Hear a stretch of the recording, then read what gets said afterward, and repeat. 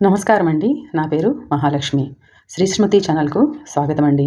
ఈరోజు నేను రథసప్తమి వ్రతకథను తెలియజేయబోతున్నానండి. ఈ వ్రతకథ రథసప్తమి రోజు వింటే ఎంతో మంచి జరుగుతుందండి.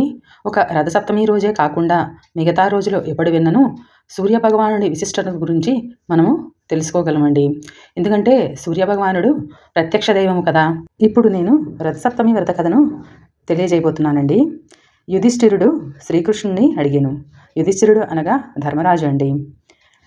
ఓ కృష్ణ, రథసప్తమి నాడు చేయవలసిన విధి విధానము అనుసరించిన మనుష్యుడు భూలోకముల చక్రవర్తి కాగలడని నీవు చెప్పావు.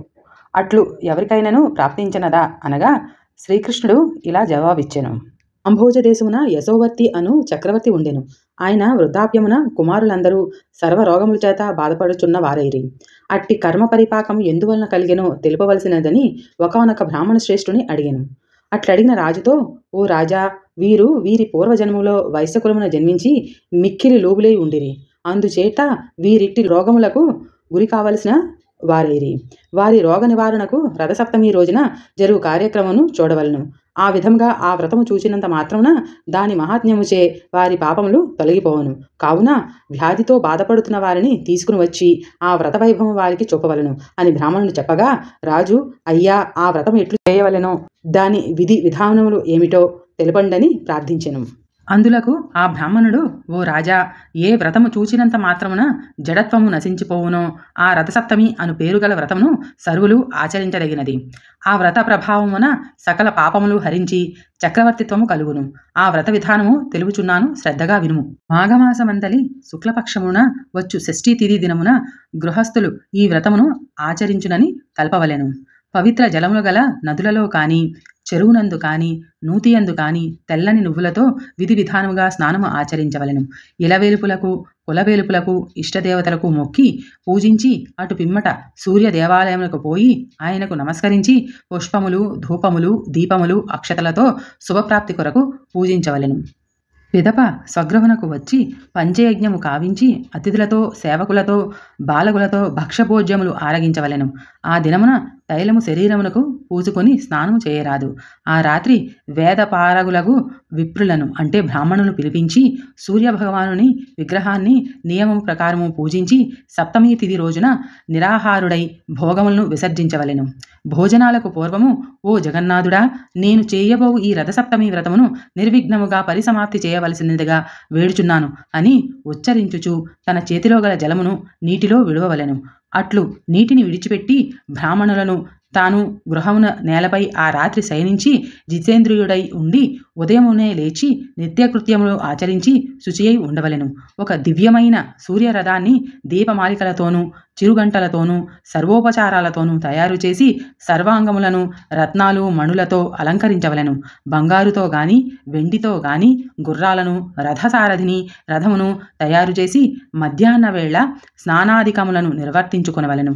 వదరుబోతులను, పాషండులను, దుష్టులను విడిచిపెట్టి ప్రాజ్ఞులు సౌరసూక్త పారాయణ చేయుచుండగా నిజగృహమును చేరవలెను.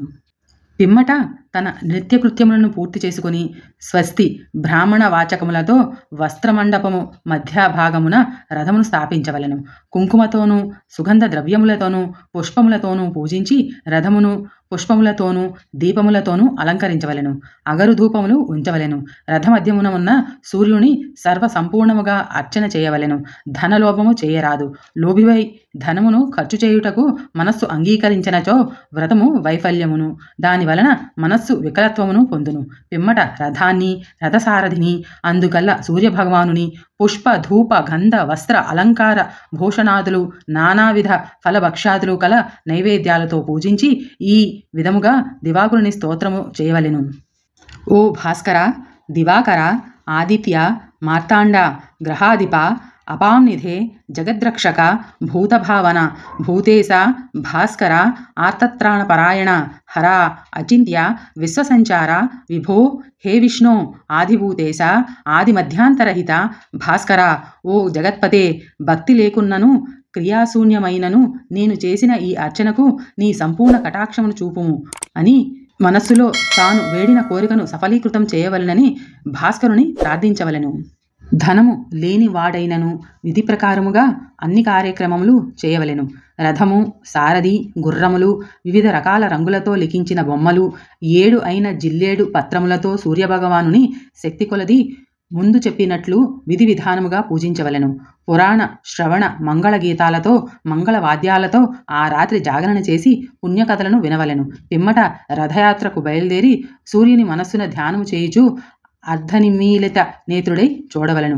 ప్రాతకాలమున లేచి విమునుడై స్నానకృత్యములు నిర్వర్తించుకుని బ్రాహ్మణులకు తృప్తిగా భోజనము పెట్టి వివిధ రత్నభూషణములతో ధాన్యాదులతో వస్త్రాలతో తృప్తిపరచవలెను. అట్లు చేసిన అశ్వమేధ యాగము చేసిన ఫలము లభించును అని బ్రహ్మవిధులు చెప్పిరి. పిమ్మట యథాశక్తి దానమును ఇయ్యవలెను. ఈ రథమును తమ పురోహితులైన గురుదేవతలకు ఎర్రరంగు వస్త్ర యుగళంతో సమర్పించవలెను. ఆ విధంగా చేసినచో ఈ జగత్పతి అవును. కావున సర్వయత్నముల చేతను రథసప్తమి వ్రతము ఆచరించవలెను. దానివలన భాస్కరానుగ్రహము కలిగి మహాతేజులు బల పరాక్రమవంతులు అయి విపుల భోగములను అనుభవించి రాజ్యమును నిష్కాటంకముగా చేసుకొందరు. ఈ రథసప్తమి వ్రతమును చేసినచో పుత్రపౌత్రులను కలిగి చివరగా సూర్యలోకమును చేరుదురు. అక్కడ ఒక కల్పకాలము ఉండి చక్రవర్తిగా జన్మించి ఆ పదవిని అనుభవించును. శ్రీకృష్ణుడు చెప్పుచున్నాడు. ఈ విధంగా ఆ ద్విజోత్తముడు సర్వ విషయములను చెప్పి తన దారిని తాను పోయెను. రాజు ఆ బ్రాహ్మణ శ్రేష్ఠుడు ఉపదేశించిన రీతిగా ఆచరించి సమస్త సౌఖ్యములను అనుభవించెను. ఈ విధముగా ఆ రాజపుత్రులు చక్రవర్తిత్వమును పొందిరి. ఈ కథను భక్తితో ఎవరు విందురో వారికి భానుడు సంతసించి మంచి ధనధాన్య సంపదలను ఇచ్చెను. ఈ విధముగా బంగారుతో చేయబడిన సారథి గుర్రాలతో కూడుకొనిన శ్రేష్ఠ రథమును మాఘమాస సప్తమి రోజున ఎవరు దానము చేయుదురో వారు చక్రవర్తిత్వము పొందగలరు. ఇది రథసప్తమి వ్రత కథ సంపూర్ణము. ఇదేనండి రథసప్తమి వ్రత కథ. ఈ కథ ఎప్పుడు ఎవరు విన్నను ఎంతో మంచి జరుగుతుందండి. మీకు కానీ నా ఈ వీడియో నచ్చినట్లయితే please subscribe to my channel. స్వస్తి.